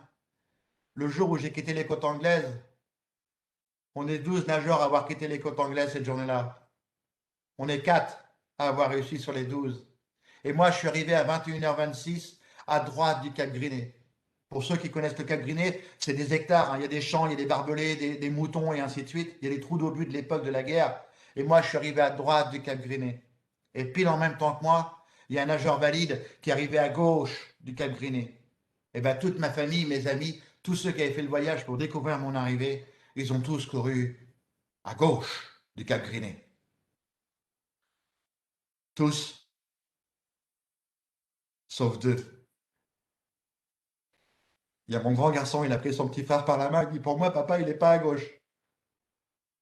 Papa, il est à droite. Mon père, leur grand-père les a fâchés, dit, non, les enfants, vous venez avec nous, c'est trop dangereux, vous ne pouvez pas partir tout seul. Jérémy s'est fâché, dit, papy, je le sens, papa, il est à droite.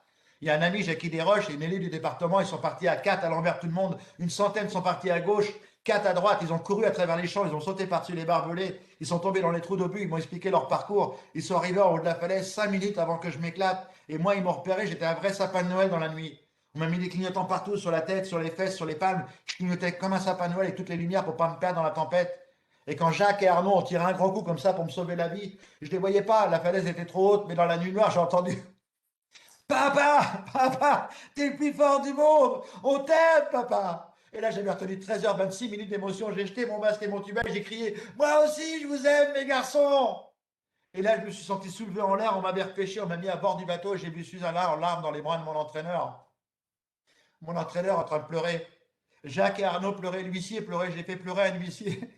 Le médecin pleurait, tout le monde pleurait à bord du bateau et on repartait vers l'Angleterre. Et c'est à ce moment-là que j'ai compris. J'ai compris que j'ai pas traversé la Manche à la nage. On a traversé la Manche à la nage et on a réussi. Je vous remercie beaucoup. Bravo et merci beaucoup. Merci Philippe pour ce magnifique Bravo. discours.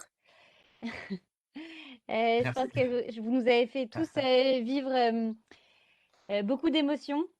Et je pense qu'on est nombreux ici à avoir beaucoup d'admiration envers vous, votre persévérance et vraiment votre mental d'acier.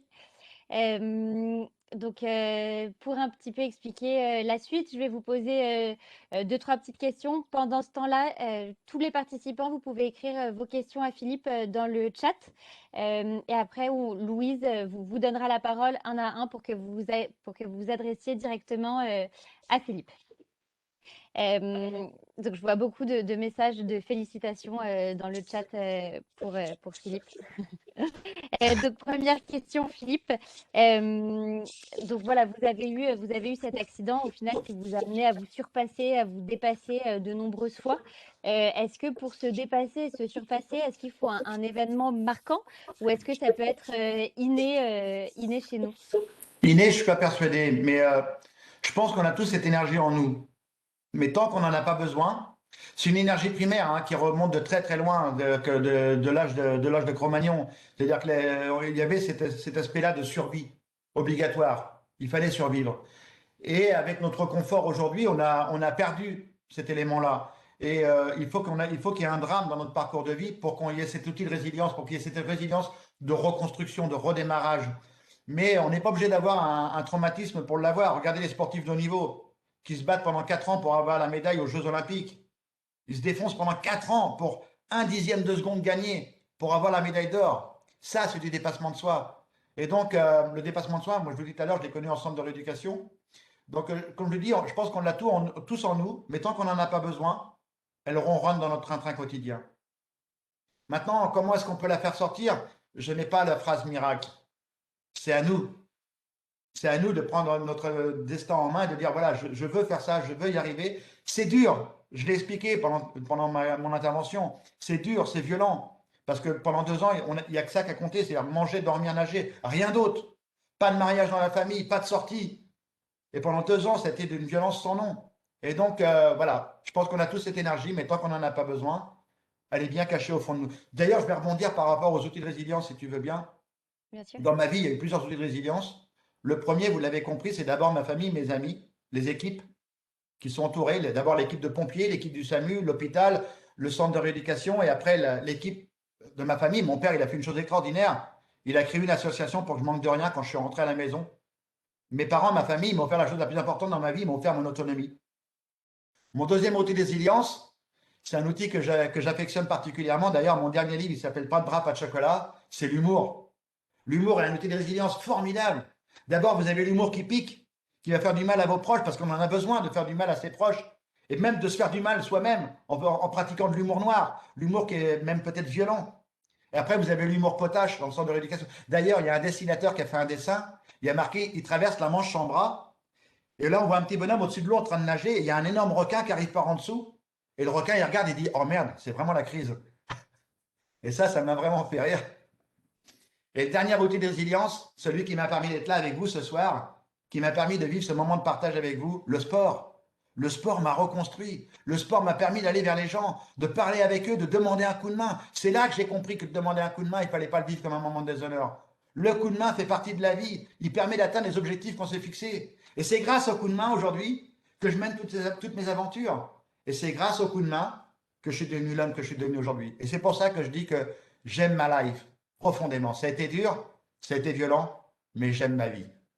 Et je pense que c'est vraiment ce qui est le plus important, non? C'est d'aimer ce qu'on aime faire. Donc voilà. Merci beaucoup. Alors, d'ailleurs, une petite parenthèse, tu parlais de sport. On lance chez HR Team le mois du dépassement de soi. Donc, pendant le mois d'avril, chaque personne de HR Team doit essayer de réaliser 50 km de course à pied sur le mois d'avril. Je vous enverrai à tous les petites instructions si vous souhaitez participer à ce challenge. Ah ben, je vous Du coup, encourage. Et attends, non, mais attends, je les encourage à le faire surtout. Et surtout, oui, bon, si vous voyez qu'à 48, 47, 48 km, vous avez un petit coup de fatigue, je serai avec vous là-dedans. Hein, je vous abandonne pas. Je voulais aussi savoir, voilà, nous, on est plusieurs à vous admirer ici, je pense, à admirer, voilà, comme je vous le disais, votre persévérance, etc. Qu'est-ce que vous admirez, vous? Est-ce qu'il y a une personne qui vous inspire? Ouais, beaucoup. La personne qui m'inspire énormément, c'est un personnage que j'affectionne, il s'appelle Philippe Croison. Vous avez Non, raison. non, mais sérieux, quoi. Je veux dire, enfin, je me suis construit et j'ai le droit de le dire, je suis fier de ce qu'on a réalisé. Je suis vraiment fier de ce qu'on a réalisé. Je l'ai dit tout à l'heure, ça a été dur, mais d'une puissance incroyable. D'ailleurs, je vous encourage à lire les livres, hein, et le dernier livre qui s'appelle, c'est le livre de Susanna qui s'appelle Ma vie pour deux, dans l'ombre du héros, une femme, puisqu'il y a mon dépassement de soi, mais il y a surtout le dépassement de soi de Susanna et surtout le don de soi. Elle m'a offert sa vie pendant une période où ça a été dur, ça a été violent pour atteindre l'objectif qu'on s'est fixé. Et aujourd'hui, on vit du fruit de notre travail. Voilà, on en est heureux. Donc voilà, j'espère que j'ai bien répondu à la question. Bien sûr, parfait. Et ma dernière question, c'est quels sont vos prochains défis? Vos défis sportifs, vos défis de surpassement? Alors, il y en a quelques-uns, peut-être qu'il y en a qui l'ont vu. Il y a quelques temps, j'ai fait un petit tweet à mes followers en disant si j'atteins 50 000 followers avant Noël, on était à 2 mois de Noël, j'enverrai un tweet à Elon Musk pour qu'il m'envoie dans l'espace. Et j'ai pas attendu 2 mois parce que 2 heures plus tard, j'ai été rendu à 54 000 followers. Et donc, j'ai fait un tweet à Elon Musk en lui disant voilà, Elon, je m'appelle Philippe Croison, j'ai pas de bras et pas de jambes, je suis un aventurier français, envoie-moi dans l'espace. Et contre toute attente, quand même, le garçon, il a 50 millions de followers. Donc, un petit Français dans le fin fond du monde, et je crois qu'il s'en fiche un peu, mais bizarrement, il m'a répondu en me disant écoute, Philippe, dès que SpaceX pardon, est opérationnel, je t'envoie dans l'espace. Et moi, qui ne démonte jamais, vous l'avez compris, je lui ai envoyé un autre message, je lui ai dit écoute, mes messages privés sont ouverts, écris-moi. Et il m'a écrit un message privé. Depuis, on échange beaucoup par mail et il m'a mis en contact avec Jared Isaacman qui va partir au mois de septembre. Et donc, au mois de septembre, je suis à Cap Canaveral, en Floride, pour voir comment on peut envoyer un petit gars comme moi qui n'a pas de bras et pas de jambes dans l'espace. Donc, tout est possible. Et j'ai un autre petit rêve, c'est que je veux retourner sur le Dakar parce que c'est une aventure qui m'a plu et je veux y aller avec un véhicule propre. Donc, je vais y aller avec un véhicule hydrogène. Donc, ça, c'est pour 2023. Et vu que je ne m'arrête pas encore, j'ai aussi pour 2022, je suis dans l'écriture d'un one-man show, un seul en scène. J'espère que vous viendrez me voir sur scène Avec avec plaisir. les enfants, la famille et tout. Et j'écris avec Jérémy Ferrari, le seul en scène en ce moment. Et puis, j'ai aussi l'Académie Philippe Croison, qui est basée à Vichy, où j'ai plein de petits gamins qui ont un rêve d'aller aux Jeux paralympiques de Paris 2024. Donc, on a créé la première académie handisport privée de France. Et donc, j'ai plein de petits jeunes qui étaient comme moi, qui ont plusieurs handicaps différents et qui s'entraînent tous les matins. À 6 heures du matin, ils sont dans l'eau. Après, à 8 heures, ils sont au collège ou au lycée. Le soir, ils ont 1 heure de sport, 1 heure d'études. Ils vont manger, ils dorment. Et ils n'ont pas de vacances et entraînement de haut niveau pour réaliser leurs rêves. Donc voilà, tout ça, ça fait beaucoup, beaucoup de travail. Mais vous l'avez J'imagine. compris, j'ai végété pendant 10 ans dans mon canapé, j'ai plus envie d'y retourner. On suivra toutes vos aventures de très près. Je vais donner la parole tout de suite à Hugo Majorel, qui est mon collègue. Hugo, je te laisse te présenter et poser ta question à Philippe. Merci Stéphanie. Bonsoir tout le monde. Bonsoir Philippe. Bonsoir Hugo. Hugo Majorel, hein, chargé de recrutement et référent handicap chez HR Team. Déjà, je voulais vous remercier Philippe pour cette intervention pleine de bonnes ondes. Honnêtement, ça fait du bien de vous entendre. Ça donne vraiment le sourire. Votre histoire, elle est juste incroyable et montre à quel point rien n'est impossible. Il suffit tout simplement d'y croire. Ma question, c'est qu'aujourd'hui, le handicap, de manière générale, c'est un sujet qui reste encore malheureusement tabou en France. Qu'est-ce qu'il faudrait faire, selon vous, pour justement faire évoluer les mentalités? Ben, c'est toujours pareil, hein, c'est de la communication, communiquer, communiquer, communiquer. Enfin, je suis pas trop d'accord avec toi, Hugo, mais dans le sens où aujourd'hui, je pense il y a vraiment un cap. Bon, effectivement, il y a encore beaucoup de travail, hein. Là, du coup, je suis d'accord avec toi, mais il y a un cap qui a été franchi depuis Londres 2012, depuis les Jeux paralympiques de 2012. On voit à la télévision les Jeux paralympiques 100 heures de direct à la télévision. Sur Mm. Alors, effectivement, si on fait un prorata, c'est-à-dire que il y a 700 heures de direct sur France Télévisions sur les Jeux Olympiques. Il y a 100 heures de direct sur les Jeux Paralympiques. Mais si on fait un prorata d'audimat, de pourcentage d'audimat, on a plus d'audimat sur les 100 heures de direct que sur les 700 heures. Extraordinaire, non? Ça Ouais. veut dire que le grand public est prêt. Regarde tous les films qui passent au cinéma ou les fictions à la télévision. Quand on traite du sujet du handicap, c'est un carton plein. Les salles de cinéma sont pleines. À la télévision, quand il y a une fiction, ça cartonne. Il y a le programme Cours Vestiaire sur France Télévisions. Donc voilà, tout ça contribue à ce changement de regard, à ce que notre société évolue. Alors je fais des conférences aussi quand c'est la semaine de l'emploi des personnes handicapées dans les entreprises, mais effectivement c'est un peu plus compliqué. Quand je fais une conférence sur le dépassement de soi, sur les objectifs à atteindre, la salle est pleine à craquer, on refuse du monde. Quand je fais une conférence sur le handicap, il y a un quart de la salle seulement. Mm. Parce que c'est ce bon Dieu de mots qui nous colle à la peau. Moi, tu sais, j'aime pas dire que je suis une personne handicapée. J'aime à dire que je suis une personne capable autrement. Je fais la même chose que vous, avec de la technologie, des systèmes D, mais je fais la même chose que vous. Je suis capable autrement. Et ce que j'aime à dire aussi, c'est que quand tu as un gamin qui a eu la chance d'aller à Bac plus 3 ou Bac plus 5, il attend qu'une seule chose. Ce qu'on m'a accordé pour traverser la Manche à la nage, la confiance qu'il mérite. Juste la confiance qu'il... Il l'a fait le job. Il a fait les études. Et crois-moi bien que quand il a fait les études, ça a été beaucoup, beaucoup plus dur que vous. Parce qu'il faut l'aide humaine, il faut les... Enfin, c'est juste violent, quoi. Donc, ce gamin-là, quand il a atteint Bac plus 5 et qu'il atteint le monde de l'entreprise, crois-moi bien qu'il va se défoncer, hein. Donc, voilà un petit peu les pistes qu'il faut. La communication, communiquer, communiquer, communiquer sur le handicap. Ok, merci Philippe. Avec plaisir. Alors, il y a un monsieur avec qui je voudrais bien parler. Il a un casque, il est juste en bas de mon écran. Il a un casque avec un fil rouge et avec un papier Romain, je peint. vois. Oui, Salut, c'est comment ton prénom? Je vois pas ton prénom en dessous. Romain.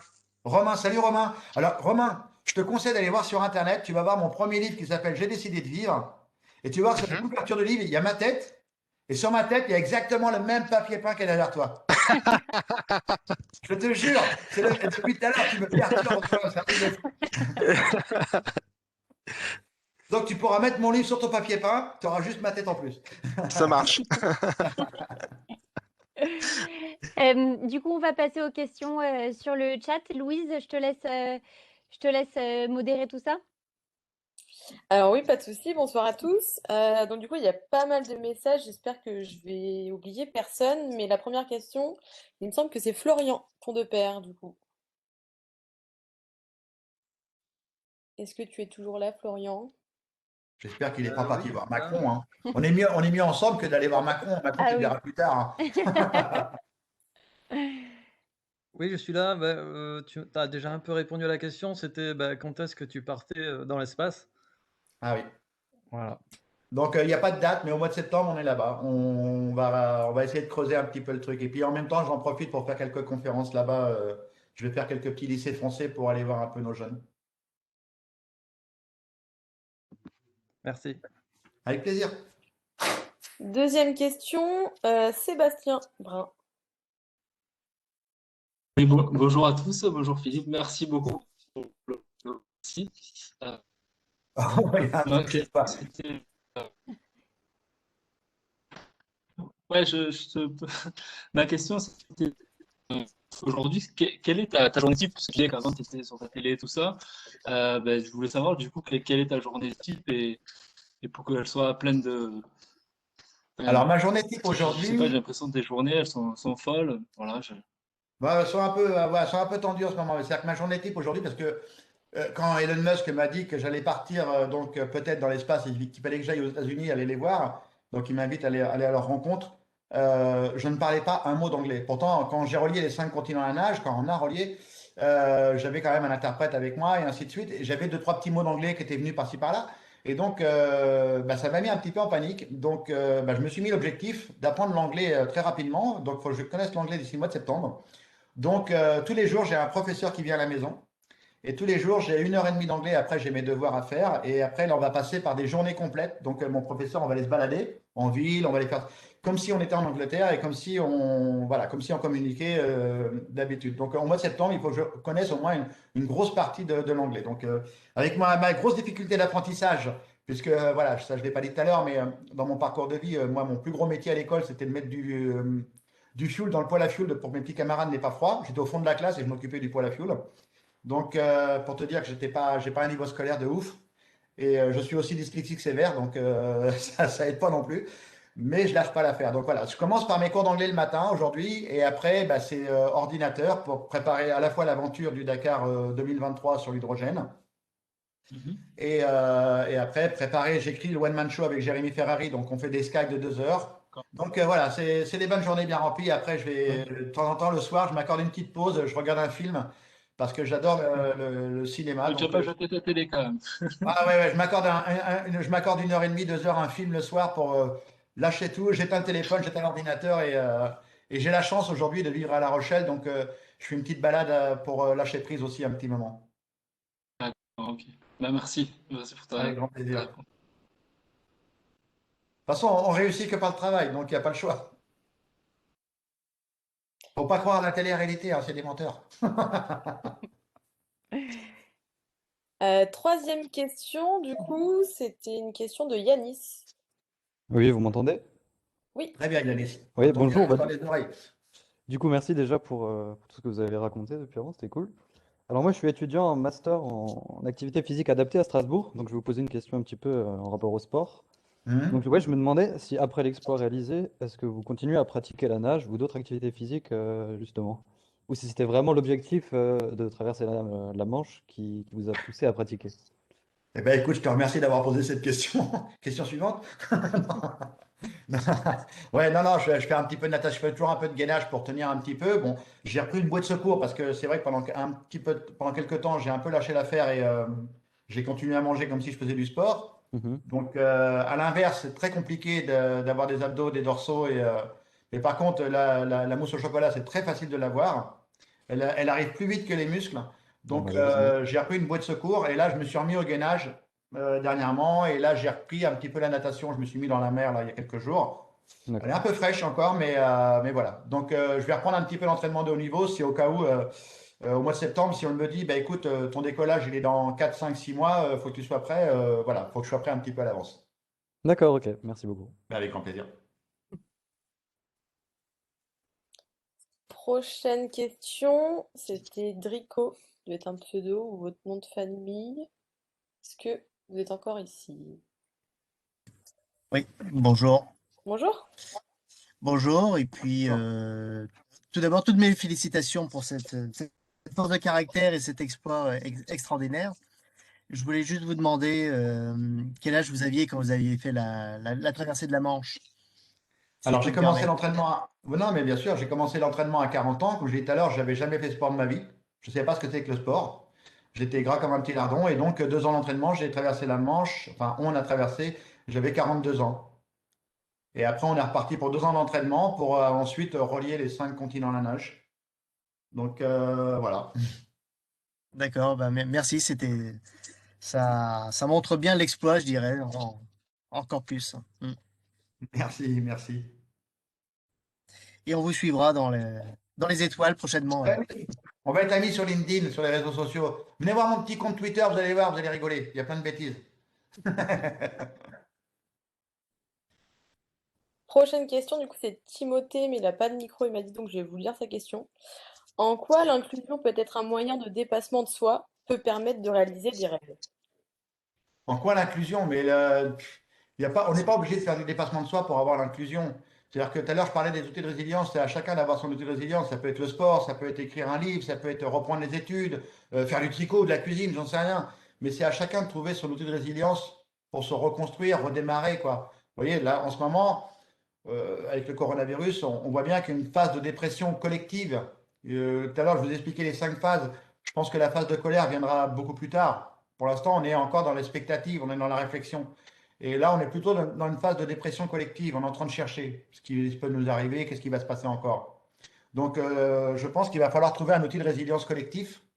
Je ne l'ai pas, je ne sais pas ce que ça va être. Peut-être que je l'espère que la génération qui est là, cette génération d'étudiants qui a souffert, va se mettre en marche en disant, écoute, non, on va pas se mettre en marche, ça fonctionne pas ça. Peut-être que c'est le changement, c'est maintenant. Non, ça non plus, ça n'a pas marché, le changement, c'est maintenant.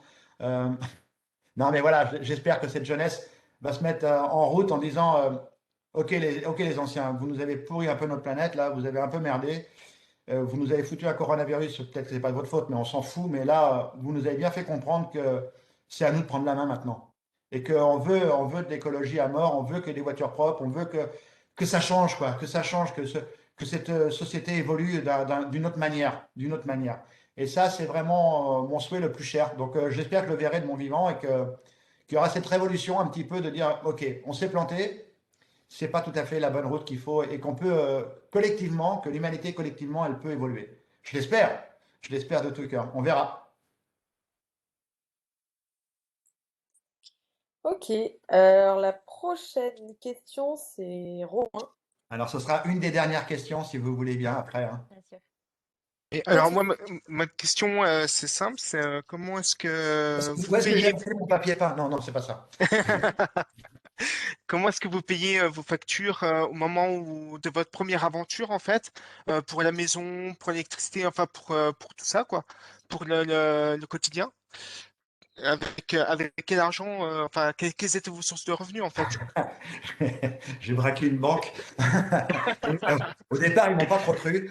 Ils ont cru que c'était une blague. Et non, non, non. Après, bon, après, c'est une longue histoire. Je vous invite à lire les livres vraiment. Mais c'est vrai que quand j'ai eu mon accident, j'avais 8 ans de travail. Et il y a une loi en France que je connaissais pas, hein, qui dit que pour être un bon assuré social, il faut avoir 10 ans de travail. Si tu as moins de 10 ans de travail, tu n'es pas un vrai citoyen, tu n'es pas un bon citoyen. Et moi, je pensais qu'au bout d'une heure de travail, ou même une journée de travail, tu étais un vrai citoyen comme tout le monde. Et donc, cette loi dit que si tu as un accident civil, hein, et que tu n'as pas travaillé 10 ans, tu n'auras le droit qu'à 50% de ton salaire. L'État va t'aider à hauteur de 50% de ton salaire. Et que si tu as travaillé 10 ans, tu auras le droit à 80% de ton salaire. C'est moche, hein? C'est juste moche. Et donc, vu que j'avais que 8 ans de travail, ben, j'ai eu le droit qu'à 50% de mon salaire. Donc, c'était un peu compliqué à vivre au départ. D'où l'association que mes parents ont créée pour qu'ils me payent mon matériel. Ils m'ont offert une voiture autonome, ils m'ont offert une salle de bain autonome, un toilette japonais, enfin, des choses pour que je sois vraiment autonome. Et après, bah, quand j'ai commencé cette histoire de vouloir traverser la Manche à la nage, bah, je me suis mis derrière mon ordinateur, j'étais connu de personne, et il fallait que je trouve des financements parce que, par exemple, un jeu de prothèse que les ingénieurs avaient fabriqué, c'était 12 000 euros. Et il fallait 2 jeux de prothèse, donc 24 000 euros. Plus après les entraînements, donc la manche, c'était un coût de 40 000 euros. Donc il a fallu que je trouve 40 000 euros. Imagine un mec qui n'est pas connu, qui n'a jamais fait sport de sa vie et qui cherche 40 000 euros, autant dire que c'est une mission impossible. Et pour être honnête, de toutes les aventures que j'ai menées jusqu'à aujourd'hui, j'ai jamais eu un partenaire avec un mail et un coup de téléphone. À chaque fois que j'ai eu un partenaire, c'était la rencontre humaine. Quand je suis rentré dans son bureau, que je lui parlais de mon aventure, c'est comme ça que j'ai réussi à convaincre des gens. Et donc, tu vois, par exemple, pour les 5 continents, tu vois, on est passé de 40 000, les 5 continents, c'était un budget de 400 000 euros. Bah, et après, le Dakar, c'était un budget de 750 000 euros. Et ben, je me suis dit, mais qui va mettre cette somme-là? Et j'ai regardé qui était sponsor dans le sport mécanique, et j'avais vu la Matmut, et c'était Monsieur Avis, et je me suis dit, mais comment je vais atteindre ce monsieur-là? Et j'ai regardé son agenda que j'ai trouvé sur Internet, et j'ai vu qu'il était à l'hôtel de ville de Paris à telle date. Et moi, je suis à 1h30 de TGV. Donc, j'ai pris mon dossier, j'ai foncé à Paris, je me suis planté devant l'hôtel de ville, et j'ai eu la chance de voir Monsieur Avis passer devant moi, et j'ai été le voir, je dis, voilà, je m'appelle Philippe Croison, il dit, ouais, je sais qui vous êtes. Je dis, voilà, je vais faire le Dakar, et j'ai besoin d'un sponsor. Il me dit, vous voulez pas faire le trophée Andros? Je dis, non, non, je vais faire le Dakar. Il m'a pris mon dossier, il m'a rappelé 3 mois après, et il a mis 300 000 euros. Voilà comment je mène mes aventures et comment j'arrive à convaincre des gens dans mes aventures. Et là, mon prochain Dakar, c'est un budget d'à peu près 3 millions d'euros parce que c'est la voiture hydrogène et ainsi de suite. Il faut beaucoup, beaucoup d'ingénieurs, beaucoup d'ingénierie pour montrer à tout le monde qu'une voiture propre, et je ne parle pas d'hydrogène gris, hein, je parle bien d'hydrogène vert.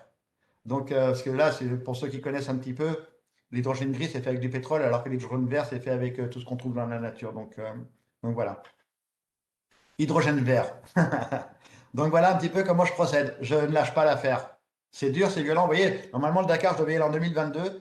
C'est la première fois que j'ai pas réussi à trouver tous les partenaires avec la crise et ainsi de suite. Donc, c'est reporté en 2023. Mais on lâche pas l'affaire. On va passer à la dernière question, si vous Oui. voulez bien. Louise, il y a une dernière question?